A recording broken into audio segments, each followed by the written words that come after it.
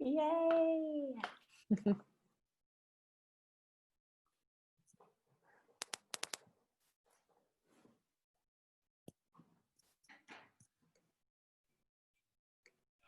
All right. Oh my gosh, I'm so excited. I see some familiar faces in here. Makes this a little bit easier. Yeah, exactly. And, or easier for Olivia. We were having this conversation earlier that I get more nervous when I know people. Like, I'm really good in front of a bunch of strangers, but I get nervous when my friends are here. So let's, I invite you guys, if you feel comfortable, to turn on your video. Not just because we want to see what you're doing. I think there's something energetically powerful that shifts when you become visible about like taking ownership over improving your business. And yeah, there we go. What's up, Mar? Hi. I'm like, I just woke up. That's okay. Love it. Yeah. Great way to start the day. And really owning it that like, because Mar, I know, is coming out of the closet as a business owner. So it's exciting to see her face on here. Oh, I love that. Hubby's in the background. I'm like, that's okay. I love that though. Same. All right, cool. So let's give everyone another minute. And for anyone else that just logged on that feels comfortable, like Chandra and Kara, if you guys are comfortable turning on your video, we would love that. So you can just kind of like make your declaration. But if you're like tuning into this naked or whatever, that's okay too. And you can leave the video off. No pressure, but just saying. Which I do very often for videos and workshops. I'll just be like laying in my bed like, hello. 100%. Or in yoga classes, I'm very much like rolling around on the floor and not actually doing whatever they're saying, but it feels really nice to just be there. Even just having as like background information, knowing that you're like working on yourself in like different ways at the same time is always really nice. Absolutely. Oh, well, we're so glad you made it, Chandra, anyways. It's so fun to see your face. And we'll also have a recording at the end. We can send you a replay as well. All right. So, yeah, okay, cool. So we're going to go ahead and get started. And for anyone who doesn't know, just so you have like faces to names, I'm Alex, and this is Olivia. Hi. And we're so happy to have you guys here today.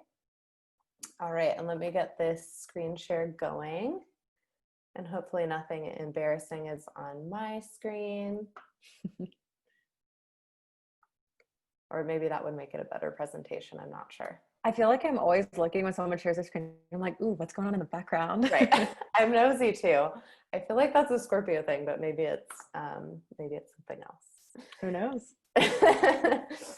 All right, so welcome to our workshop, The Power of Knowing Your Ideal Client. I know some of you were here for the last workshop we held on why you should raise your rates. And I think this is going to be a great segue into taking everything that you learned last time, or even if you're new here, and really just integrating, taking ownership over your business and how powerful it is to know your ideal client. And I think some of the symptoms that we typically hear or we typically experience when we're working with a non-ideal client is we start to notice like a drop in sales, starting to feel like frustrated or like you don't like your business, or feeling like your business just doesn't feel like you. And typically whenever that happens to me or someone comes to us with one of those problems, typically it's an issue with messaging and identifying your ideal client. So that's what we're going to dive into today. Yep. And so essentially how this is going to look is we'll introduce ourselves. Some of you know us already, which is great. Getting a little more into detail with that. Then we're just going to share our own personal life experience, our expertise, and advice that we have moving from who your ideal client isn't into who it is, and then how to find them. And then at the end, we're going to open it up for questions and answers. So if anything comes up during our presentation, go into that chat box, type in a question that you have or something that you want to workshop with us. And then at the end, we can get to a few of those questions. Yeah, and I can't see the chat box right now, so we'll be getting to the questions at the end. So don't panic if you say something and we don't respond. Exactly. All right, let's do it. Woohoo! So my name is Alex. I am the business witch. I got my start on this crazy journey actually working in California state politics. I know it wasn't for me. I wanted to be a yoga teacher and all this other stuff about being barefoot and helping people and not caring if I was broke. And in this long, crazy journey, I have become a multiple business owner, a healer, and a business coach. And my specialty is helping recovering people pleasers finally put a stop to living their life for other people and to build businesses that actually make money and feel good. All right. I am Olivia, and I started becoming a freelancer through social media management of other companies, focusing on women in the health and wellness industry. And through my process of working with these women, I recognized that the power to represent yourself online really does need to come from you. So I started working on social media consulting, where basically I help guide you through the process of learning how to take an authentic approach into social media, as well as like business organization and anything else that needs to be structured. So you can really just focus on what you're good at rather than having to think about all of the monotony of everyday tasks. Hell yeah. And she's really good at it. Thanks. So I think one of the easiest ways, or I know one of the easiest ways to kind of make the question of like who you want to work with less vague is by starting with who is not your ideal client. And some basic, like this is like the super bare minimum, right? Of just like who definitely is not your ideal client. So someone who can't pay you is not someone you want to work with. Someone you don't like or leaves even like a tiny bad taste in your mouth when you think about going to work or working with them, or even like when they email you, you go, ugh. That's a sign that someone's not your ideal client. And then someone who doesn't respect your boundaries. You have to constantly repeat yourself about when you're available. They're constantly over asking for things outside of your scope of service.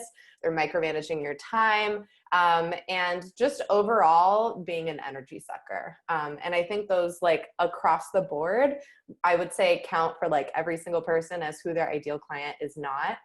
And I think the payment part is something that a lot of people get hung up on too. So I just want to like extra emphasize that one. It's like, if someone's really awesome and they're like your friend and you're excited about helping them, but they just like can't pay you, it doesn't work.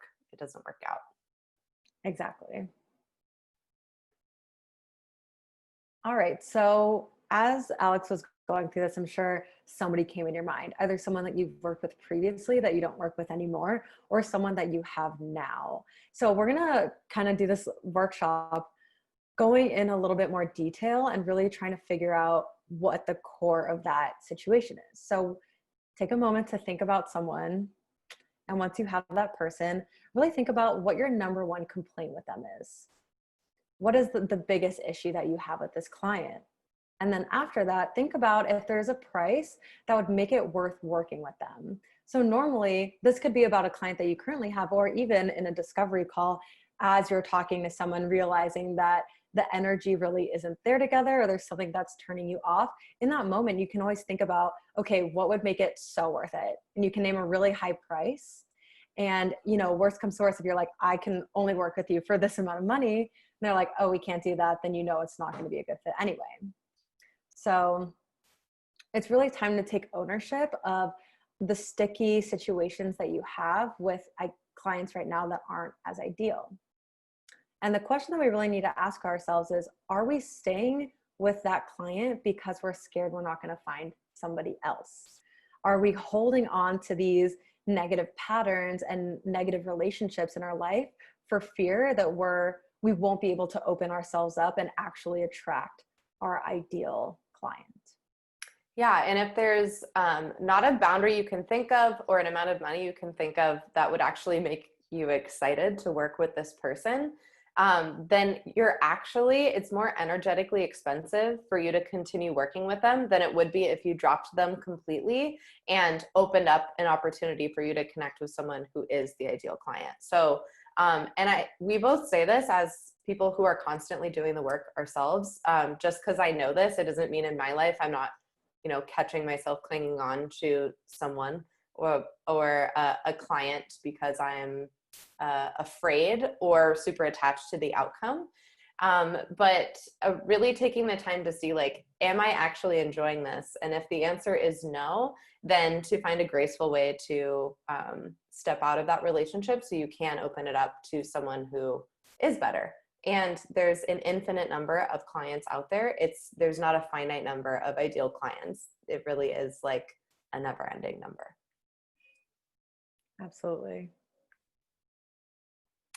So if any of this sounded familiar in terms of who your current clients are, or maybe even an old client, it's time to stop operating out of fear. And then we're going to dive deeper into who exactly your ideal client is. So who is your ideal client? Let's get into it. So your ideal client, there's 3 main points we want to talk about. The first one is your ideal client is someone you know you can help. So when you get on that discovery call and you ask, what are your biggest fears? What's been the most challenging thing for you? And in their response, you're like, oh, I totally know I can help you with that. Like, I got you. I already know 10 different ways we can start on that. That's a great sign that that could be your ideal client. The next step is really assessing if it would feel good to work with them. So in these sessions where you're getting to know each other, are you like, I guess the best way to say is like, are you vibing together? Is the energy right? Is this someone you want to learn more about and genuinely want to help? So that's a really key point too. Is this someone that you're okay committing to showing up every day, every week, checking in with them and having this relationship start to form? The last thing to really think about is this client excited and able to pay you your worth? So many times in the past, I see women entrepreneurs, myself included, kind of like pull ourselves down and say, okay, well, we could just do it for free, or we could do half the sessions that I offer in this package, and really just trying to make it work, trying to figure all of these things and going back and forth. That is not your ideal client. Your ideal client, here's what your services are worth and say, hell yes, how do I sign up? Exactly. I love that.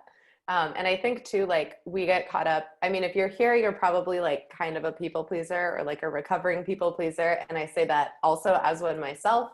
But we typically are so eager to help like anyone. You can notice even in like your discovery calls or your client calls, whatever you call your onboarding calls, you'll start to notice your energy already try to like help you shapeshift into like the perfect thing that your client needs versus thinking about one of these 3 things. And whether that's like maybe something outside of what you're passionate about doing, but you know they really need help and you're like, just want to help them. That's not like a you-based way to sell yourself and a way to operate your business. That's a them-based. I call it like the outside in approach instead of the inside out. And then we do the same thing with pricing. It's like, oh my God, they're freaked out about the money. So maybe if I just change or give a discount just because someone asked, like, that's like a surefire way to start down that like downward spiral of creating a business that doesn't feel like you. And then all of a sudden you're just surrounded by clients you hate that aren't paying you enough money and you're really resentful, and then you could burn out. Yeah. So this is a great foundation to start with. Mm-hmm. So a quick and easy trick to identifying exactly who your ideal client is your ideal client is someone exactly like you, but a couple steps behind. And the way that we can kind of envision, we'll go into like a little bit of an avatar exercise after this. But just like if you envision like exactly who you 6 months ago or 6 years ago, it like what that person would need, no matter what your industry is. This goes across all industries. So we want to think about generating content and creating like a business model suited to exactly what your old self would need, even if it's even if you're in social media management and your client is, say, like a big business owner. Their vibe or their energy is still like you. Their fears are still what your fears used to be. They used to think the same thing you used to think. And so you to them are exactly the expert because you're so in alignment.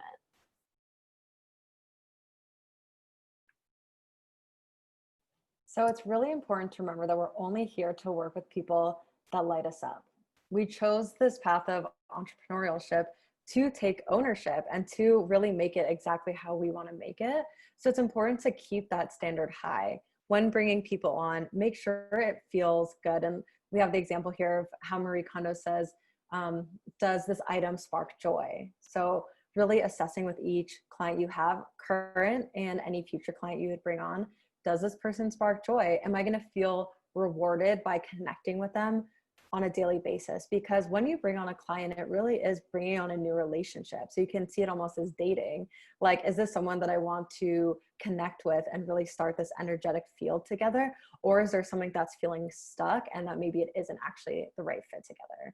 So with each person, taking that moment to take that step back and think about the long-term situation of, is this going to be good for me and my business, as well as is it going to be beneficial for you? Because if you bring on a client that you're not really energetically aligned with, over time there's going to be conflict. Even if you like put on a fake smile and show up every day, still there will always be this sense of tension that can get sensed subconsciously.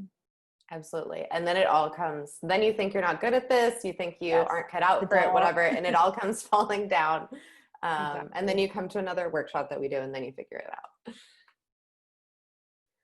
So if you guys have a pen and paper with you, I'd love if you could just start playing with a couple of things that come to mind about who your ideal client is. So we know they're like you, their vibe is like you, they have a lot of similarities or maybe things in common.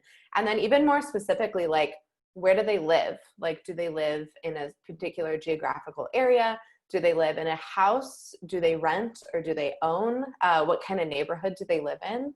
What do they eat? Are they vegetarian? Are they too busy that they always order food in? Where do they work? Are they, freelance? Are they business owners? Are they working in corporate, getting ready to quit their job? Are they a restaurant owner that needs help with their Yelp account? So getting as specific as you can with with every single one of, no matter what your industry is, getting really specific with any details that stick out. And I think like the more unique, the better. Like, even though I do business coaching, I talk about ordering Chipotle and watching Teen Mom. And that's like part of who my ideal client is. There's a personal connection and like relationship that develops and sticks out because I said that my ideal client would be really excited about hearing. And then on the other hand of that, it like flushes out anyone who would be like judgy about someone watching reality TV. I'm like into all sorts of weird spiritual healing shit. And also I order Chipotle burritos. Like, my ideal client would resonate with that. So Totally. Yeah. Go ahead. I was going to say, and I'm a huge advocate on your business social media. If you have something separate, or even if you have the same one combined, let your client get to know you. Like, I know recently someone came to me and was like, oh, I see you posting a lot about your business on your personal Instagram. Maybe it's time for you to switch over. And I was like, no, I like that people get to know me. I like that they get to see what my house looks like. I like that they get to see what I'm thinking about today and what my passions are. And it really is this complete whole of who we are, because your business essentially is you. And just by being authentically you, unapologetically, it's just going to naturally attract the people that are right to work with you. Yeah. And that's how you get the people that are like in the sea of like, because you could sit there and be like, oh, well, there's so many social media managers, or there's so many business coaches, or there's so many whatever. Like, this is going to be what makes you stand out and attract the people that you're into. And it's also just, it gives you space to be yourself. You don't have to pretend to be a super stiff business owner with a separate business Instagram page to do this. Like, you really can. And we don't should people that should, just like let yourself come through. That's the fun part. Definitely. So let's go a little bit further into how to communicate with your ideal client so you can find them. So essentially, with everyone that you talk to and everything that you put online, it's going to go through the similar formula. And it doesn't have to be straightforward, this thing, then you address this thing, but it's starting to tell a story. Someone's having an issue, we're addressing that issue, moving into how it's going to affect their life, moving into how you're the solution and what working with you is going to bring to their life. So we're going to go through those one by one a little bit more in detail, but think about this as the big concept. Let's say I'm really hurting and I need help. First, I'm going to want someone that talks to me and really addresses my hurt, and I want to feel seen. I want this person to show that they know that I'm struggling, which will immediately get me interested in talking with them. Like, yes, I have been really stressed out about that. Tell me more, So then the next thing I want to hear is like understanding how it's affecting the rest of my life. So yes, I'm having anxiety about this one thing, but I want my eyes to be opened up as to what else this is causing in my life. I want the person that's talking directly to me as the customer to understand my struggle so I know that I'm not alone. And you can say, even this could be one sentence like, I know that, you know, from the person as the, you know, when you're talking to your ideal client, you can say, I know that you're going through this and I'm sorry, I've been through it too. It can be something as simple as that. And then I want to know that this person can genuinely help me. I want this person to say, I can, like, straight up without anything else, just saying, I can help you with this. I know that after we work together, you're going to feel so much better. I know you've been struggling. I know it's been hard for so many different aspects of your life, but this is the time to address it. And this is how it's going to feel at the end. And then at the end, we have some bonus points if you can address any objections they might have. So usually for me, this comes at like the end of a newsletter that I'm sending out, and I'm saying like, I know you might be scared to hit that button to, you know, to schedule a call with me. Just text me about it, chat with me, like what's going on, tell me your fears. And instead of just like letting this person just say, you know what, I'm actually not ready for that. If you can just have like 1 or 2 sentences being like, yes, it's scary, I totally get it, but like, it's actually time, it's going to be so much more inviting for that person to sign up. Yeah, and it makes your sales process so much easier, because really like what we're developing here is like we're answering all their objections before they even get onto the sales call. So by the time with this kind of outreach in your social media, your website, your newsletters, whatever, by the time they actually get on the call with you, you're just making the sale. The sale is easy because you're answering all of their questions, you're speaking to their pain, you're explaining why you're the expert, and you're literally running through, like you can write down, what are the top 3 reasons you would be afraid to sign on with hiring Olivia as your social media manager, and then sit through and answer all those questions in your outreach, and then they just get on the phone and it's easy. Sales calls are easy then. Yep. So example time. So something that I typically see in my clients or my ideal client is she really struggles with not only identifying what it is that she wants, but communicating that to the world around her. And I am a business coach, but that typically like seeps into personal life as well. It's all a mirror, like how you handle one area is how you handle another. So she's established in her business. She's doing okay, but she's like starting to feel aggravated, starting to feel like she's not cut out for this, knows she needs to make boundaries, knows she needs to make price increases, but just doesn't know how. And the truth is, not being able to communicate causes so much more trouble and problems than just literally being like, I don't know how to communicate. Because really, it's like she's starting to have anxiety about all these conversations she's been putting off for a couple of weeks. It's starting to make her doubt herself. Her sales are starting to drop. She's starting to get tired. She's starting to really question, like, even if she should do this or not, or if she's cut out for this. And I am the expert on this topic because I've done this like 100,000 times. I've burnt out and like fucked up so many times in so many different ways in the different businesses that I've had, that I've tried all the other ways of just like sucking it up, trying to just take on more clients instead of raising my prices. I've tried like way too woo-woo, ungrounded manifestation, and I've tried way too like hyper masculine overcompensating. And it wasn't until I learned how to communicate, how to identify what I need to say and how to communicate it, that my business actually started to shift. And then I had more freedom for myself and more money, because who doesn't want more money? So that is the reason why I'm the solution to their problem. And to answer some objections there, it's like I can say at the end, or even in its own caption, like, I know that you're sitting there thinking that this works for everyone else, but it doesn't work for me. And, you know, this, that, and the other. And then what else? I don't want to spend money. Like, I'm afraid to spend money on this. And then my answer in that same sentence is like, it's costing you more money to stay where you are than it is to just invest in working with me.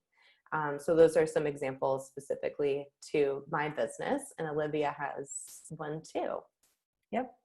So for me, I've noticed a trend with my clients So for example, a client, she feels like she's not confident being seen and owning her role in her business. So she knows that she has a really special gift and a really special service, but when it comes to actually telling people about it, she feels like she contracts and is not really able to explicitly express what she does or get the confidence to say, like, I'm a business owner, this is what I do, like, you should sign up with me. And this is causing a lot of issues in her life. So not only is this discouraging her from moving her business forward because she's feeling like she's not seeing herself represented in her business, but she's also feeling lost and misguided. She knows that she needs to make a change and get herself out there, but when it goes to hitting that send button, she always retracts and just really isn't able to do this. And it's also affecting other relationships in her life because she's not able to really be confident in showing herself. It's showing up in relationships with her partner. It's showing up in relationships with her friends. She's not able to really be present and fully show herself to the world. And I understand her struggle because I used to do the same thing, especially when I first started out social media consulting. I would kind of shy away and say, oh, well, I guess I kind of do this thing. It's not really a big deal. It's all right. And I'd look away. And I used to feel really contracted when I had to talk about myself and would always downplay it. And then I really worked through that over time and gained my own self-confidence that I can share with other people. So instead of just saying like, oh, these are the top 10 things you can do, I can just really have one-on-one conversations with this woman and say like, I've been there and like, this is what I did to get through it. And like, I want you to do the same. And so by taking in an authentic approach to social media, it really helps her feel empowered to just do what feels right for her, get herself out there in whatever way feels genuine, and really like reflect and feel proud of herself. Yeah, I love that. And too, it's like Olivia's not convincing anyone to work with her. Like if we're convincing people they should work with us, we've already started like the outward in approach. Yes. Like we're not trying to get anyone, we're not trying to trick anyone or manipulate anyone. It's just literally like, this is what I'm good at, and this is why I know I'm good at it. Here it is, if you want to work with me. And it works. I've only just started playing. I've been doing this for like 2.5 years, and I've built other businesses on just social media posts alone. I only just in the last 2 weeks started playing with running ads. And Olivia it's like only one, you've like goofed around with playing ads. But it's like, we've built our entire business. This magnetic organic marketing works. Like it 100% works. And you don't have to be like an ad wizard or like do one of those super bro, like masculine sales programs for this to work. Yeah. Just speak to your audience. Yeah. And be yourself. Just be yourself. Yeah. So cliche, but it's true. It's true. So the ideal client sort of workshopping is something that we revisit all the time. My ideal client changes and grows with me. So I'm constantly like every couple months or so going back and revisiting. I go through my own worksheets that I made about how to find my ideal client, and I go all the way through and I redo my wording on my website and tweak my languaging as I grow. So I think it's also important to say that here too, because everyone gets so like, oh my God, but how do I pick it? And it's like, pick something and try it. You're not stuck. You can change your mind at any given time. Try a post this way, see how it feels. If you attract a bunch of people that don't feel good or this one thing's off, then just change your languaging and proceed. Like you're like, nothing is fucked here. You just get to like revisit constantly and mold and shape your business and your client and the way you just sort of integrate the two as you go. And then number 2 is don't worry about writing to anyone else. We hear a lot that people are like, what if I exclude someone? Or what if I leave someone out? And I know you say that because you're really passionate about helping everyone else, but you're actually doing a disservice to yourself and your clients by being vague and trying to apply everything to everyone. Because when you paint a broad brushstroke, you say nothing. Like it says less. And by being super specific, your ideal client will know exactly that they're talking to you, because they don't know that they're your ideal client until you get super specific. And then even people slightly outside of exactly all the boxes that you have written down physically, maybe of who your ideal client is, will be drawn to what you're saying because the vibe is what they want. So for example, I usually only work with women, and so all my outreach says like women, but I've had like 3 or 4 guy clients now come to me and be like, look, I know you only work with women, but I just like am so drawn to what you're saying and how you say it. Can we work together? And I'm like, yes, because you already understand exactly what I'm about and you're on board. So to me, that's an ideal client. So getting specific lets them know that they're your client, and it will draw in other people that also like you. But when you try to stay too vague and like too inclusive, it kind of means nothing. And then revisit your ideal client from time to time, like a 3-month check-in. I feel like it's good. Yeah, same here. So now it's time to talk about how we get this out there. So I would always recommend going through the steps that we talked about, the struggle, talking about their pain points, and how their solution, and just type it all out. Just get everything down on a Google Drive document. And then you can start chopping those up into smaller pieces and creating Instagram captions from it, adding this to your website, DMing your ideal client, saying something directly, hey, I noticed that you said you were struggling with this. I actually can totally relate to that. Here's how I can help you. Sending out a large newsletter with whatever you wrote and posting it to Facebook groups. So I always say you can repeat yourself as many times as you want, and maybe just pick different subjects. So let's say your specialty is organization, structure, confidence boosting. Choose those as different ones and then go through that same pain point, their solution, and just talk about those individually and kind of alternate through them. But the point here is to really get people to notice what you're talking about. So if you send one newsletter and you make one Instagram post, not everyone's going to see it. It's really important to continue to remind people what you're doing, because someone will see something once and it kind of goes, in one ear and out the other. But the more that they can get to know you and your process, the more effective it will be. So people are like, oh, I've seen you post this a few times. Like, I see you. I see what you're doing.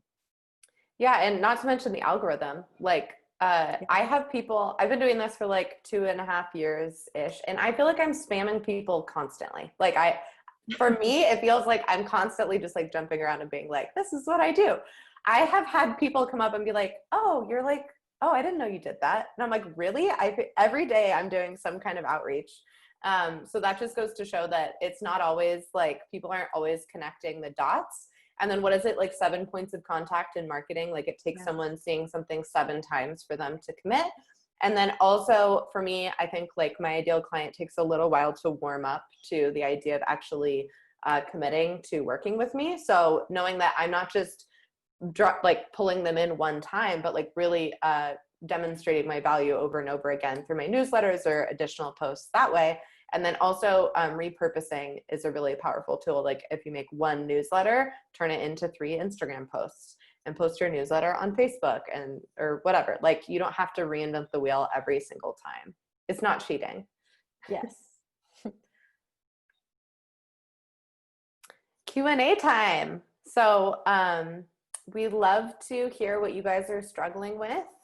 You guys can share in the chat box, and let me see how many people are in here, because maybe we could just Unmute everyone. Yeah, I think that's what I'm thinking.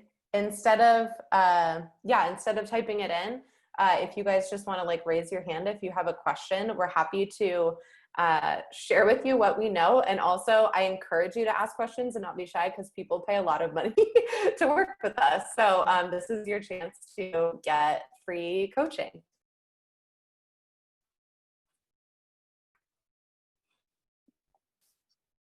Me. Yay! You guys hear me? Yes. Okay. I don't ever speak on Zooms, so thank you.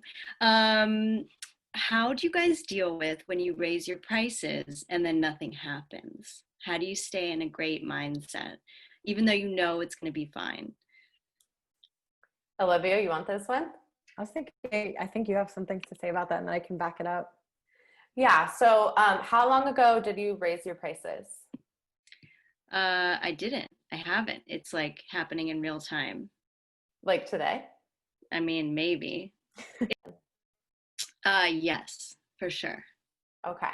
So then you tell us if you're afraid that, or let's say you raise your prices and then nothing happens, then what do you do? Well, I guess I'm not really afraid. I feel like I'm in a really good place about knowing like it's all going to be okay. I'm just curious, like if it does happen, um, because coming from being in sales for so long and then just being like and leading from a place of fear, and then you're like, well, I'll just discount it, or I'll just do this, or I'll just do that. So I don't think I'm actually afraid. It's like I'm willing to face whatever happens, because I know it has to happen for everything to keep going and making sense. Yeah.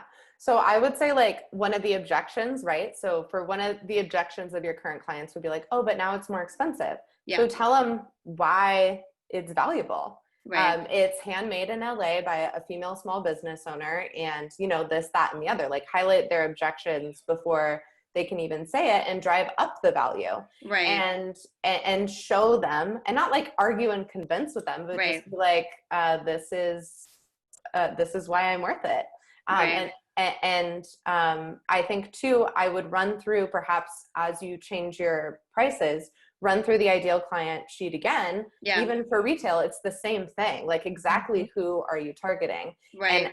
And my guess is, like, as one of your ideal clients, living in Highland Park or like Northeast LA, Yeah. excited about supporting a small business owner, really passionate about something that's like made with love. To me, I value that. And so I want to pay for that. And instead of, because you can hear in the writing when you're afraid about the price increase. Yeah. So you have to just own it. And I wouldn't change it until you know it's worth it. Right. Because they'll be able to smell it through, like, not consciously, but like subconsciously through what you're saying. And maybe leveling up to like I haven't checked your website in a while, but like leveling up the languaging on your website and really like owning that, like hot mid-30s LA chick that you're Yeah. targeting. Yeah. And also you can really get someone on board to support you and be like, hell yeah, you're raising your price. And a good way to do this is start to make posts around it. Say, like in all caps, like we're raising our prices and here's why. Like supporting women in business, like going through all of the kind of checklists of saying like, this is why it literally can't be the same way anymore. And everything's changing in life. And everything is like it, during the pandemic, it's a time for us to take a step back and really upgrade ourselves. So we want to upgrade ourselves like internally. And also it's time for you to upgrade your own life and then bring in the product and how that's going to benefit them as well. Ooh, you guys are so right. Now it's just getting yourself out there. Just exactly. not being the end of Wizard of Oz, not being behind the curtain. That's the next step. Yeah. And also, go ahead. I'll just say, just like be as like authentic and true as you possibly can. The more straight up you are, the more people are going to be like, oh yeah, I see that. Okay, that makes sense. Yeah. No, you're right. You're totally right. And if you pay, okay, like think about a piece of clothing you got on sale for like $15. You're like, whatever. If someone commits to buying a $50 or $65 sweatshirt, they fucking mean it when they buy it. And think about how they feel when they wear it. The energy is different. Their intention, like I say this too with coaching or like services, it's like you're doing your clients a favor by by charging more because they have to show up. They have to have intention. They have to mean it. They have to be invested, and they have to be in their body to go, oh my God, I'm saying yes, and get that like shot of adrenaline versus like, oh, I paid $15, like whatever. And then it doesn't mean anything. So I would say actually you're doing your clients a favor by raising your prices so that they can really like value and own and feel special when they're wearing your stuff. Right. Yep. And I'd like to add one more thing that I think is really important. Through the process of letting people know that you're upgrading your prices, give them a little behind the scenes of what you do. So I know on TikTok, there's a lot of trends right now of small women business owners who are showing how they just package things. They're like writing letters and like putting on stickers and like adding some things and like showing that it's like, I'm a person that is hand folding the sweater and putting it in and writing your address down, because someone's gonna be like, oh, like, I just want to feel special. Like, I want to get a package in the mail that has my name on it, that like I know is just for me and feels really exciting. So showing the value not only in the words, but also in the action that you put in. If you're making the, you know, the sweatshirt online, like show behind the scenes of how you make the graphic and how long it takes you in a time-lapse video. Just like show the process so people get a better idea of just what they're getting. Yeah. Yeah. Does that answer your question? Is that more than you bargained for? No, I mean, yeah, I'm drinking the Kool-Aid 100% because it's like, that's what I look for when I buy something or I'm looking at something online. So it's just about up leveling to that place where you're like, yeah, I'm fucking doing it. Like, exactly. So and call them out. Yeah. Like call them out for that same thing that you're doing. It's like, I know you go through here looking for something that'll make you feel special and something unique that not everyone can have. And the next big thing, which you were on the tie-dye trend before everyone else did. I just want to make that clear. You were on it like 3 or 4 months before the whole rest of the world was on it. So well, thank you. You got dibs. Yeah. Thank you guys. Thank you so much. Of course. Thank you. Good question. Anyone else? I kind of have a question. Sure. But I'm not sure what I'm asking, which is also part of the reason I ran outside to ask this question. I feel like I'm drawn to this conversation because I'm not satisfied with where my clients are right now. But part of the problem is that it's tied to my like capacity of what I can offer as a service. And right now I'm lucky, I guess, that I have some retainer work. I offer communications consulting and like partnership development, particularly like with nonprofits and social impact businesses and women-owned businesses. I guess what I'm asking is like, how do you start experimenting and transitioning to more like of a product-based thing or something that you could like exponentially like improve your worth versus it being like an hour for hour, like this is what I charge for my rate, and not be like totally freaked out. Like I feel like right now I'm at capacity with my current retainer clients. So how do I start doing that so I could potentially like make more money and start moving more into that space? Olivia, do you want to go first? Yeah. So tell me just a little bit more, just a few sentences on what you're offering with your clients. Like in a one-on-one session, what is the service that you offer? Yeah, I keep trying to like gear toward what I call like partnership development, because particularly with nonprofits, they're trying to partner with like a private client to do a campaign or an advertising or fundraising project. COVID kind of like nipped that opportunity in the bud. So what has happened is like most of my clients praise me for being like a Jill of all trades. So I kind of end up offering everything, whereas like I want to like narrow in and focus more in what I previously mentioned. Yeah. And what really lights you up? Like what, if you could just do one thing, what would feel really good for you? I mean, I think it's like the problem solving component. Like it's like you're at capacity, you're like an organization that's either small or limited resources, and like I can come in and save the day for you, which tends to be like helping them get those big wins through those partnerships. So I have a few ideas that immediately come to mind, and I'll just walk you through a few of them. So the first thing is, step one is like getting really clear on what is really exciting for you and holding that as a boundary. So writing down exactly what you want to do and bringing that to your current clients and saying, hey, like, I know that I've been doing all of this other work for you. I am now gearing my focus towards what I know is like my gift and like my personal experience. And this is what I'm going to share with you. And if you're ready to potentially let some of those clients go to then open you up to more clients, that would be like a really good way to transition out of the work that you don't want to be doing, that's taking up a lot of your time, to charging more, doing the one thing you're really excited about, and taking on clients that can pay you more so you don't have to take on as many. And I know that it feels really comfortable to have retainer clients, but it seems like your offer is like a limited time thing. Your gift is like, I'm coming in here, I'm going to be with you for 2 weeks, a month, 2 months, and I'm going to just switch things up and help problem solve with you.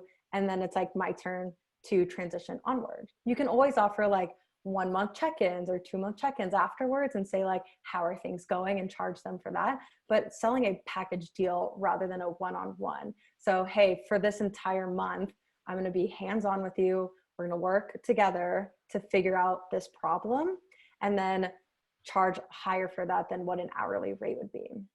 And talk about the value, like really focus, as we talked about, on the value that you bring.